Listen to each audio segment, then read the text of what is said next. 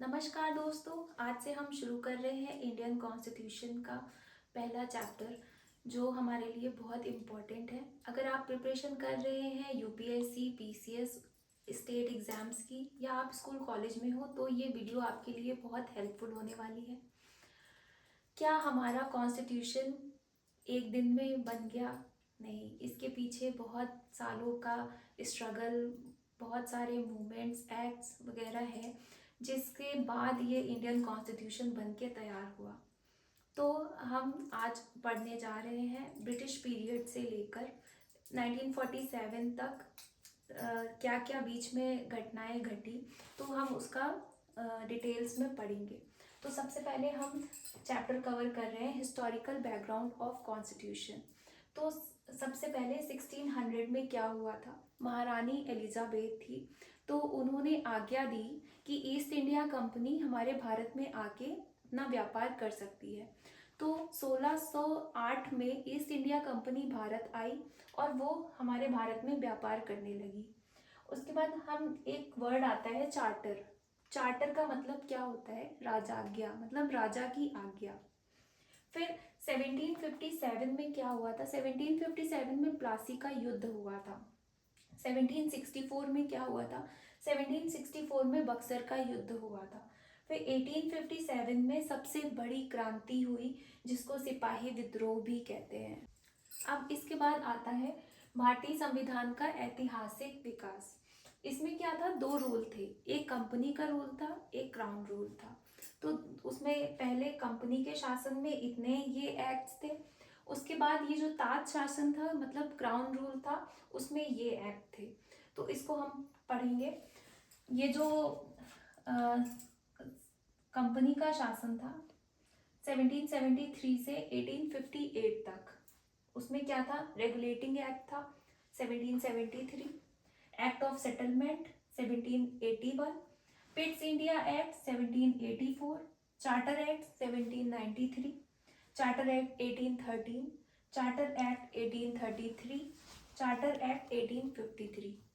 क्या था? Regulating act 1773, 1781, 1784, 1793, 1813, 1833 and 1853। ये कुछ यहाँ तक था कि 20 साल का गैप था, उसके बाद धीरे हो गया, उसके बाद आगे चल के हो गया था कि 10-10 साल का गैप होने लगा था। अब 1858 से 1947 तक जो क्राउन का रूल था उसमें क्या था?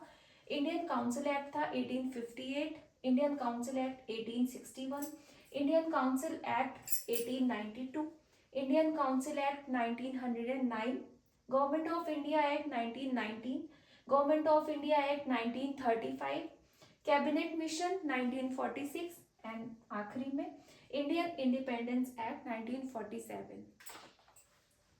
द कंपनी रूल, एक था कंपनी रूल, एक था द क्राउन रूल। तो कंपनी रूल क्या है? 1773 से 1858 तक।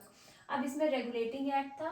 भारत में ईस्ट इंडिया कंपनी के मामलों को नियंत्रित और विनियमित करने के लिए ब्रिटिश सरकार का पहला कदम था। मतलब सबसे पहले सब कंट्रोल करने के लिए, ये ईस्ट इंडिया कंपनी को कंट्रोल करने के लिए ब्रिटिश सरकार ने पहला कदम उठाया।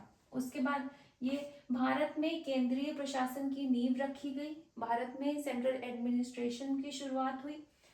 बंगाल के गवर्नर को, ये सबसे बड़ी चीज हुई थी, बंगाल के गवर्नर को बंगाल का गवर्नर जनरल कहा जाने लगा।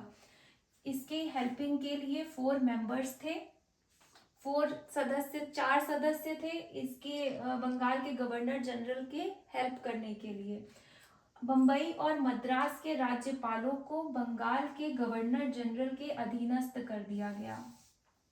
बम्बई और मद्रास के जो राज्यपाल थे इनको भी बंगाल के गवर्नर जनरल के अधीन कर दिया गया था। फिर ये काफी इंपॉर्टेंट पॉइंट है, कई बार पूछा जा चुका है। कलकत्ता में सुप्रीम कोर्ट की स्थापना की गई। कब की गई? 1774 में। इसमें क्या था? 4 न्यायाधीश थे, एक मुख्य न्यायाधीश, 3 अन्य न्यायाधीश। मुख्य न्यायाधीश उनका नाम क्या था? Sir Elijah MP. भारत में राजस्व, नागरिक और सैन्य मामलों में रिपोर्ट करने के लिए कोर्ट ऑफ डायरेक्टर्स बनाए गए भारत में। अब नेक्स्ट है हमारा act of settlement 1781। Regulating act के बाद एक्ट ऑफ सेटलमेंट आया। ये अमेंडिंग एक्ट था 1781। इसमें गवर्नर जनरल और कंपनी के कर्मचारियों को अपने अधिकार कार्यों के लिए सर्वोच्च न्यायालय के अधिकार क्षेत्र से छूट दी। मतलब जो सर्वोच्च न्यायालय का अधिकार था उसमें गवर्नर जनरल और कंपनी के कर्मचारियों को कोई रोक टोक नहीं कर सकता था। अब उसमें उसके बाद क्या था, सर्वोच्च न्यायालय को कलकत्ता के सभी निवासियों पर अधिकार। सर्वोच्च न्यायालय को कलकत्ता के सभी निवासियों पर अधिकार था। बस गवर्नर जनरल और कंपनी के जो अधिकारी थे आधिकारिक क्षेत्र से उनको बाहर कर दिया गया था, उसमें वो कोई भी इंटरफेयर नहीं कर सकते थे। अदालत को यह भी आवश्यक था कि हिंदुओं को हिंदू कानून के अनुसार और मुसलमानों को मुहम्मदन कानून के अनुसार करने की कोशिश की जाए। मतलब जो हिंदू है वो हिंदू कानून के अनुसार अपना केस लड़े, अपना जो रिजोल्यूशन हो वो करे, और जो मुसलमान है वो अपना मुहम्मदन कानून के अनुसार करे।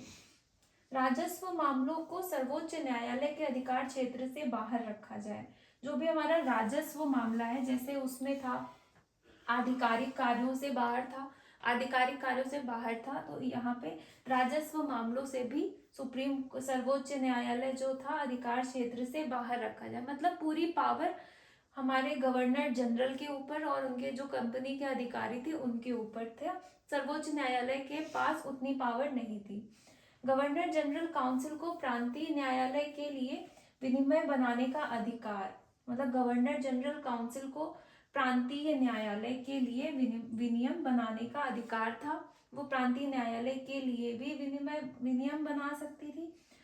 प्रांतीय न्यायालय से अपील को गवर्नर जनरल काउंसिल में ले जाया जा सकता है, ना कि सुप्रीम कोर्ट में।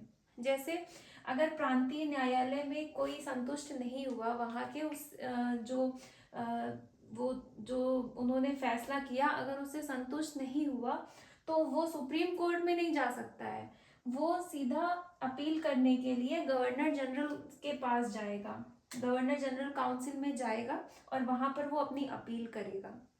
नेक्स्ट है हमारा पिट्स इंडिया एक्ट 1784। ये ब्रिटिश के पीएम विलियम पिट के नाम पर पिट्स इंडिया एक्ट रखा गया।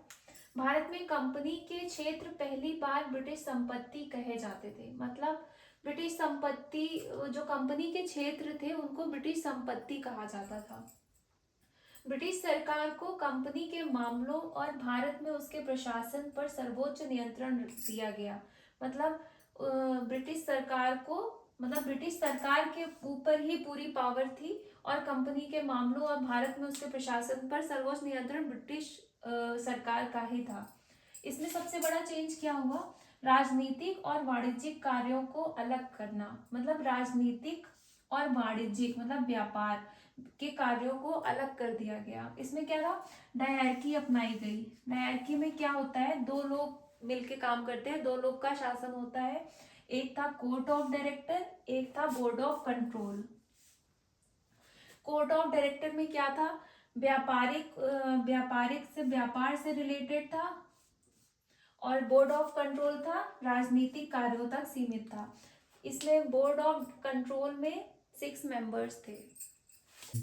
नेक्स्ट है हमारा एक्ट ऑफ 1786। इसमें क्या था, इसमें मेन जो इंसान था ये है लॉर्ड कॉर्नवालिस। इसने क्या किया, भारत का गवर्नर जनरल नियुक्त किया गया इसको। इसमें क्या था, भारत के गवर्नर जनरल ने विशेष मामलों में अपने परिषद के निर्णय को ओवरराइड करने की शक्ति दी। मतलब हमें नहीं पसंद तो हम नहीं मानेंगे, तो गवर्नर जनरल ने विशेष मामलों में अपने परिषद के निर्णय को ओवरराइड करने की शक्ति दी।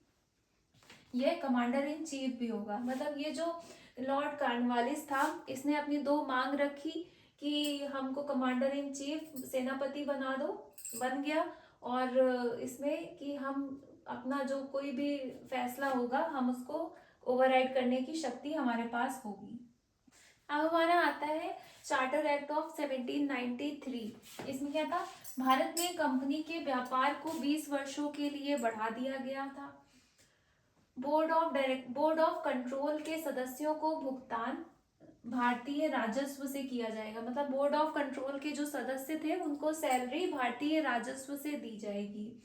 और क्या था, भविष्य के गवर्नर जनरल और प्रेसिडेंसी के गवर्नर को अपनी परिषद के ऊपर लॉर्ड कॉर्नवालिस को दी गई ओवरराइडिंग को बढ़ाया गया। मतलब जो लॉर्ड कॉर्नवालिस था, इसने बोला था कि हम अपनी कोई भी जो हमारा वो होगा, कोई भी डिसीजन होगा, हम उसको ओवरराइडिंग कर सकते हैं। तो इसके बाद जो भविष्य में और भी जो गवर्नर जनरल बनेंगे, उससे ऊपर लॉर्ड कॉर्नवालिस की पावर रहेगी। इसकी ओवरराइडिंग पावर को और एक्सटेंड कर दिया गया था। नेक्स्ट है हमारा चार्टर एक्ट ऑफ 1813। इसमें क्या था, चाय, चीन, अफीम को छोड़कर कंपनी के व्यापारिक एकाधिकार को समाप्त कर दिया गया। इसमें चाय के साथ व्यापार, चीन के साथ व्यापार और अफीम के साथ व्यापार को छोड़कर कंपनी के एकाधिकार को समाप्त कर दिया गया कि ईस्ट इंडिया कंपनी ही हमारे भारत में आकर व्यापार करती थी और तो कोई करता नहीं था। तो उसमें बस इसके एकाधिकार को समाप्त कर दिया गया, चाय, चीन, अफीम को छोड़कर।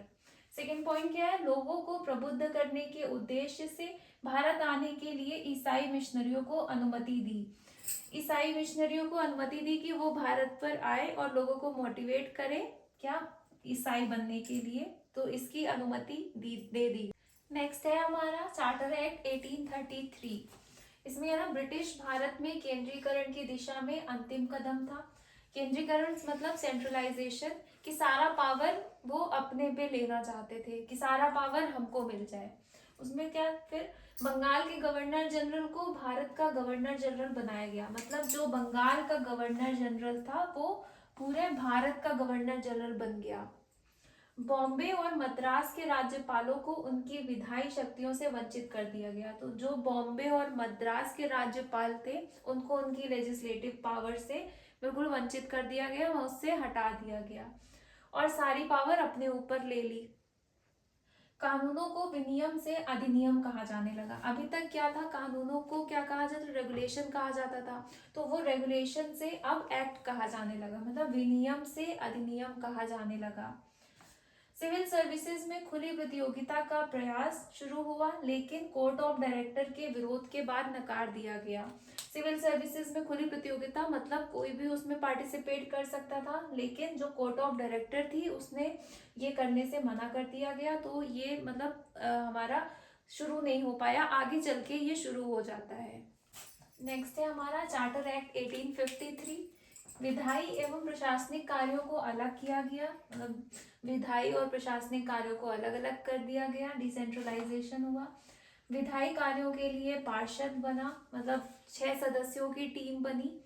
खुली प्रतियोगिता में सिविल सर्विसेज की शुरुआत हुई। जो हमारा पिछला वाला एक्ट था उसमें शुरुआत करने की कोशिश की गई पर वो हो नहीं पाया, इस एक्ट में ये शुरू हो गया। 1854 में मैकाले समिति बनी। मैकाले समिति बहुत इम्पोर्टेंट है। और उसके बाद क्षेत्रीय प्रतिनिधित्व के सिद्धांत को अपनाया गया, मतलब क्षेत्रीय प्रतिनिधित्व के सिद्धांत को अपना लिया गया। इसमें 2 नए प्रांत सिंधु और पंजाब गठित हुए, कि क्षेत्र का विस्तार करने के लिए 2 प्रांत गठित हो गए, एक था सिंधु, एक था पंजाब। 2 काउंसिल बने, legislative council and executive council. ये हमारे रेगुलेटिंग करने के लिए जो एक्ट बनते थे, जैसे लेजिस्लेशन के लिए और ये एग्जीक्यूटिव करने के लिए। लेजिस्लेटिव काउंसिल में 6 मेंबर्स थे, जिनमें से 3 इंडियन थे।